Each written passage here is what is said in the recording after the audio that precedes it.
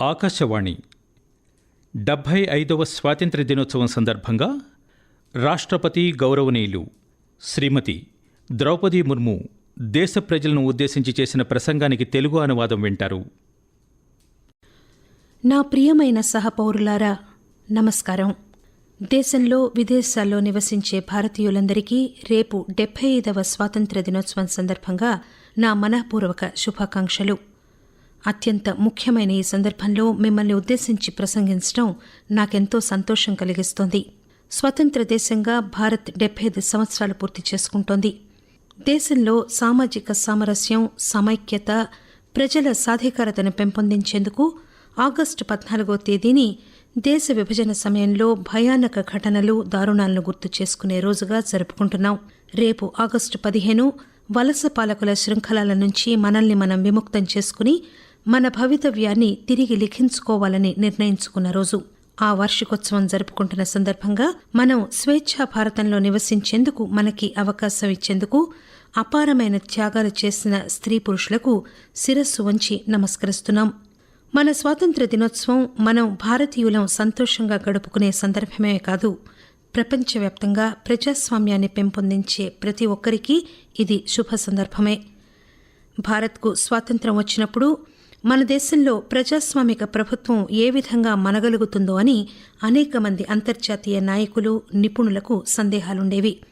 అయితే వారికి సందేహాలు ఉండడం అనేది పూర్తిగా నిర్హేతుకమని చెప్పలేం. ఆ రోజుల్లో ప్రజాస్వామ్యం అంటే ఆర్థికంగా అభివృద్ధి చెందిన దేశాలకు మాత్రమే పరిమితమయ్యేది. విదేశీ పాలకుల చేతుల్లో ఎన్నో ఏళ్లపాటు దోపిడీకి గురైన భారత్లో కేవలం పేదరికం, నిరక్షరాస్యత మాత్రమే నెలకొన్నాయి. అయితే ఆ సందేహాలన్నీ తప్పేనని భారతీయులు నిరూపించారు. ఈ భూమిలో వేళ్లూని ప్రజాస్వామ్యం పెరగడమే కాకుండా ఎంతో సుసంపన్నం కూడా అయింది. ఎంతో పటిష్టంగా ప్రజాస్వామ్య వ్యవస్థలున్న అనేక ఇతర దేశాల్లో కూడా మహిళలు ఓటు హక్కు కోసం సుదీర్ఘమైన పోరాటాలు జరపవలసి వచ్చింది. అయితే మనం గణతంత్రంగా మారిన క్షణం నుంచి మన దేశంలో ఓటు హక్కును సార్వత్రికం చేశాం. ఆ విధంగా ఆధునిక భారత నిర్మాణకర్తలు ప్రతి పౌరుడు, పౌరురాలు కూడా జాతి నిర్మాణం అనే సమిష్టి ప్రక్రియలో పాల్గొనేలాగా వీలు కల్పించారు. అందువల్ల నిజమైన ప్రజాస్వామ్య శక్తి అంటే ఏమిటో ప్రపంచం అర్థం చేసుకునేలాగా మన దేశమే తోడ్పడిందని చెప్పవచ్చు. ఇది యాదృచ్ఛికమని నేను అనుకోను. నాగరికతకు అంకురార్పణ జరిగిన నాటి నుంచి మన దేశంలో సాధువులు, మహానుభావులు మానవాళికే ఒక కొత్త దార్శనిక దృక్పథం ఇచ్చారు. అందరికీ సమానత్వం, అందరూ ఒక్కటే అన్న భావన ఈ దార్శనికతకు ప్రాతిపదిక. మన దేశంలో స్వాతంత్ర్య పోరాటంలో మహాత్మా గాంధీ వంటి నాయకులు ప్రాచీనమైన విలువలను ఆధునిక కాలం కోసం తిరిగి కనుగొని పునర్నిర్వచించారు. మన ప్రజాస్వామ్యానికి భారత ప్రాచీన నాగరికత సులక్షణాలు ఉండడం అనేది ఆశ్చర్యం కలిగించే విషయం కాదు. అధికార వికేంద్రీకరణ జరపాలని, ప్రజలకు అధికారం ఇవ్వాలని గాంధీజీ ఉద్బోధించారు. గత 75 వారాలుగా మన జాతి మనకు స్వాతంత్ర్యం తెచ్చిపెట్టిన వారి అత్యున్నతమైన ఆదర్శాలను, త్యాగాలను స్మరించుకుంటోంది. 2021 మార్చిలో మనం ఆజాదీ కా అమృత్ మహోత్సవాన్ని దండి మార్చ్ తిరిగి జరపడం ద్వారా ప్రారంభించాం.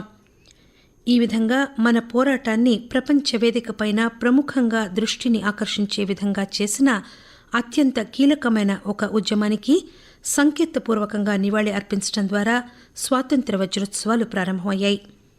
ఈ ఉత్సవాన్ని భారతీయ ప్రజలకు, దేశ ప్రజలకు అంకితం చేశాం. ప్రజలు సాధించిన విజయాల ఆధారంగా ఆత్మనిర్భర్ భారత్ను నిర్మించాలన్న కృతనిశ్చయం కూడా ఈ మహోత్సవంలో భాగమే. అన్ని వయోవర్గాలకు చెందిన పౌరులు దేశవ్యాప్తంగా జరిగిన అసంఖ్యాకమైన కార్యక్రమాల్లో పాల్గొన్నారు. హర్ ఘర్ తిరంగా ఉద్యమంతో ఈ మహోత్సవం ఇంకా ముందుకు సాగుతోంది. దేశంలో ప్రతి చోట త్రివర్ణ పతాకాలు రెపరెపలాడుతున్నాయి. ఇంత భారీ స్థాయిలో స్వాతంత్ర్య సమర స్ఫూర్తి మరోసారి సజీవంగా ఆవిష్కృతం కావడం చూస్తే మన అమరవీరులు ఎంతగానో పులకించేవారు. మన సువిశాలమైన దేశంలో స్వాతంత్ర్య పోరాటం ఎంతో సాహసోపేతంగా జరిగింది. అనేక మంది గొప్ప స్వాతంత్ర్య సమరయోధులు తమ ధర్మాన్ని నిర్వర్తించి, జాగృతి జ్యోతిని మరొకరికి అందించి, తమ సాహసానికి, త్యాగానికి సంబంధించిన ఎటువంటి ఆనవాళ్లు లేకుండా కాలగర్భంలో కలిసిపోయారు. ఎంతోమంది గొప్ప వీరులను, వారి పోరాటాలను, ముఖ్యంగా రైతు గిరిజన జనాభాలో స్వాతంత్ర వీరులను మనం మర్చిపోయాం. నవంబర్ 15వ తేదీని జనజాతీయ గౌరవ్ దివస్గా జరపాలని ప్రభుత్వం గత ఏడాది తీసుకున్న నిర్ణయం ఇందువల్ల ఎంతో కీలకమైంది. మన గిరిజన వీరులు కేవలం స్థానిక లేదా ప్రాంతీయ స్థాయిలోనే మహనీయులు కాదు, వారు దేశం యావత్తుకు స్ఫూర్తి కలిగించే మహానుభావులు. కనుక ఈ ఉత్సవం జరుపుకోవడం ఎంతో ముఖ్యం. ప్రియమైన పౌరులారా, ఒక జాతికి, ముఖ్యంగా భారత్ వంటి ప్రాచీనమైన సనాతనమైన జాతికి 75 సంవత్సరాల కాలం కేవలం ఒక లిప్త మాత్రమే. అయితే వ్యక్తులుగా మనకు ఇది ఒక జీవిత కాలానికి సంబంధించిన శుభకాలం.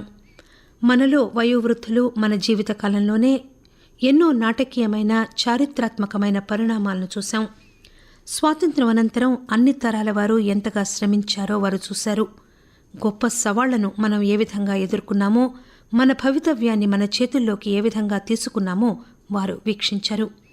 ఈ ప్రక్రియలో నేర్చుకున్న పాఠాలు మన దేశ ప్రస్థానంలో తదుపరి మైలురాయి స్వాతంత్ర శతాబ్ది వైపు నడిచే 25 అమృతకాలంలో ఎంతో కీలకం కానున్నాయి. 2047 సంవత్సరం నాటికి మన స్వాతంత్ర సమరయోధుల కలలన్నింటినీ కూడా మనం పూర్తిగా నెరవేర్చి ఉంటాం. బాబాసాహెబ్ డాక్టర్ భీమ్రావ్ అంబేద్కర్ నేతృత్వంలో మన రాజ్యాంగాన్ని రచించిన వారి దార్శనికతకు ఒక స్పష్టమైన రూపు ఇచ్చి ఉంటాము. తన నిజమైన శక్తిని పూర్తిగా వినియోగించుకోగలిగే ఆత్మనిర్భర్ భారత్ నిర్మాణం మార్గంలో మనం ఇప్పటికే ముందుకు సాగుతున్నాం. గత కొద్ది సంవత్సరాల్లో ప్రపంచం నూతన భారతావని ఆవిర్భావాన్ని చూసింది. కరోనా మహమ్మారి అనంతరం మరింతగా ఇది ప్రస్ఫుటమైంది. కోవిడ్ మహమ్మారి పట్ల మన స్పందనకు సర్వత్రా ప్రశంసలు లభించాయి.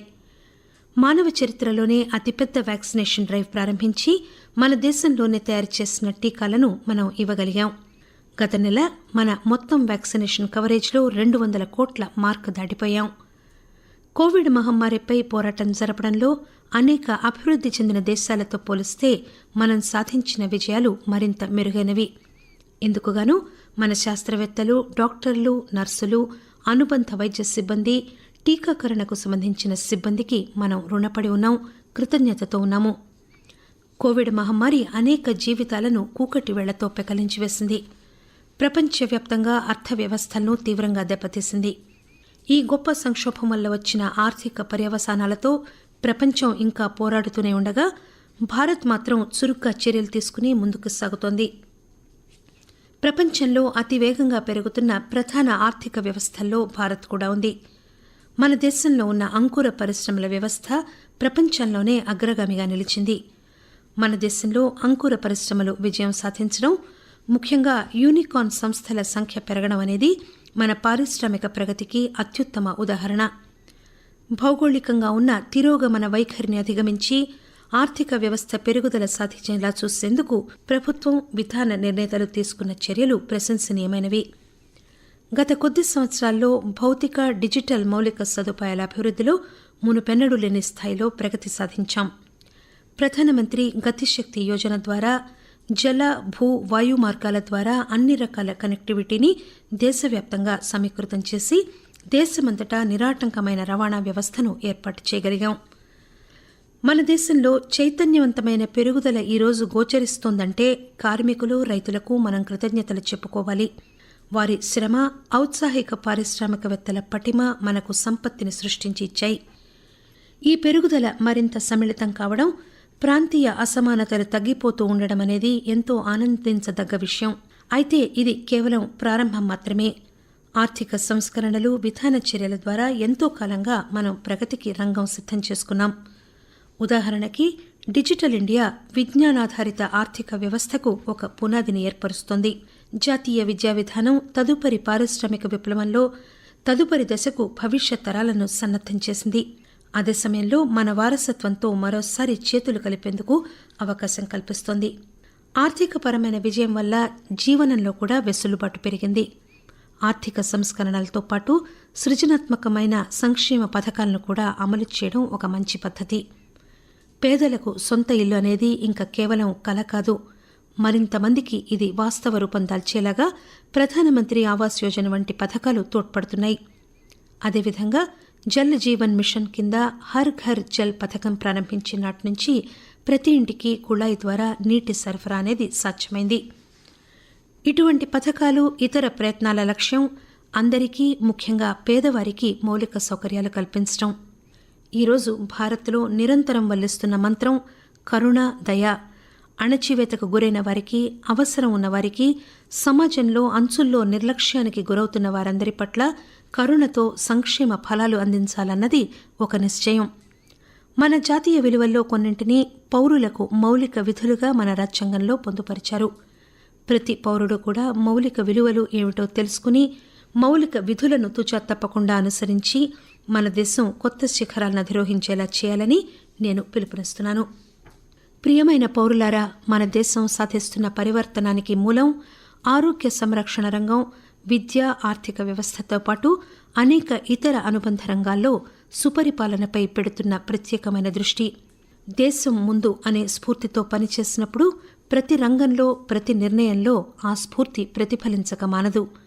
ప్రపంచంలో మన దేశం హోదా, మన దేశానికి ఉన్న సగౌరవ స్థానం విషయంలో కూడా ఇదే స్ఫూర్తి ప్రతిఫలిస్తుంది.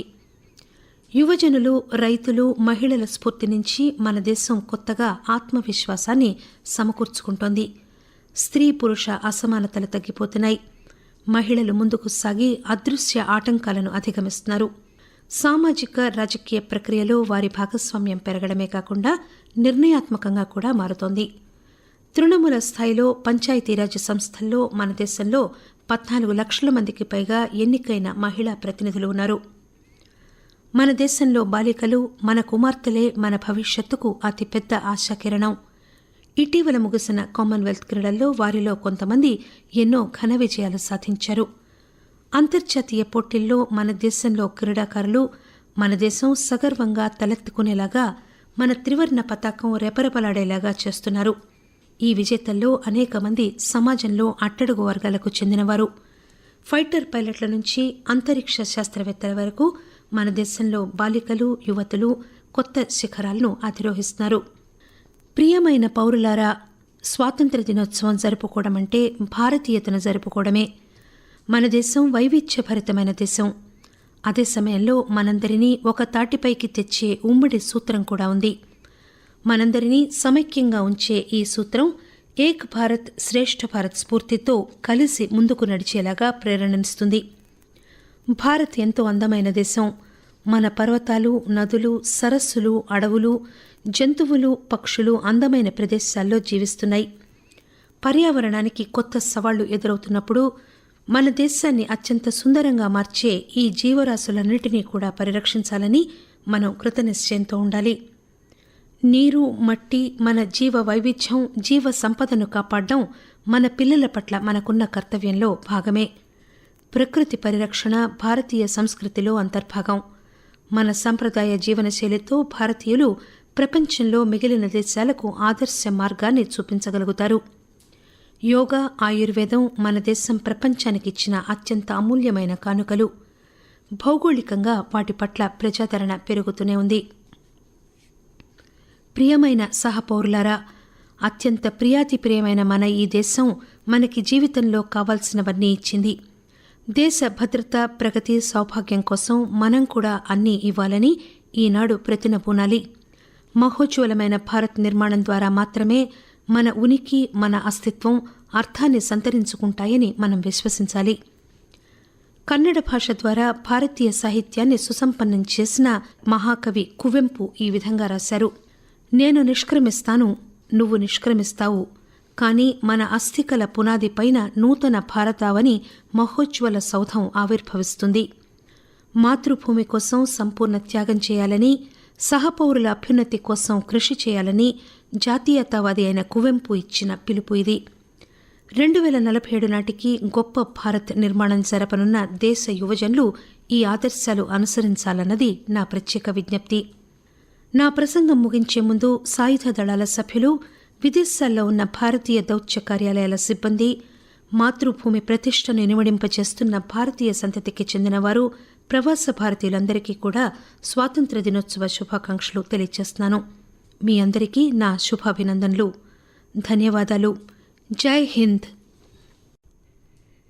ఇంతవరకు మీరు 75వ స్వాతంత్ర్య దినోత్సవం సందర్భంగా రాష్ట్రపతి గౌరవనీయులు శ్రీమతి ద్రౌపది ముర్ము దేశ ప్రజలను ఉద్దేశించి చేసిన ప్రసంగానికి తెలుగు అనువాదం విన్నారు.